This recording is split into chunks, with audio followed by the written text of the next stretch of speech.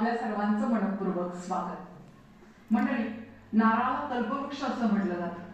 कल्पवृक्ष म्हणजे काय, तर आपल्या सर्व मनोकामना पूर्ण करणार। नारळ आणि नारळाचे इतर भाग खूप महत्त्वाचे आणि फायदेशीर आहेत।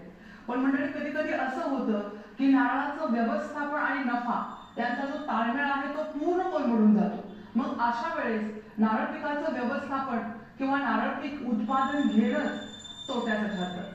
जेव्हा अशी परिस्थिती येते तेव्हा आधुनिक तंत्रज्ञान पद्धतीचा अवलंब करणं खूप महत्त्वाचं आणि अत्यंत गरजेचं ठरतं। आजच्या कार्यक्रमाचा विषय आज आपण ठेवलेला आहे नारळ व्यवस्थापनाचं आधुनिक तंत्रज्ञान, आणि या संदर्भात सखोल चर्चा करण्यासाठी आज आपल्या भेटीला आलेले आहेत डॉक्टर किरण मालशे सर, कृषी विद्यावेत्ता, प्रादेशिक नारळ संशोधन केंद्र भाटे, तालुका जिल्हा रत्नागिरी। नमस्कार सर। नमस्कार। आजच्या कार्यक्रमामध्ये आपलं मनपूर्वक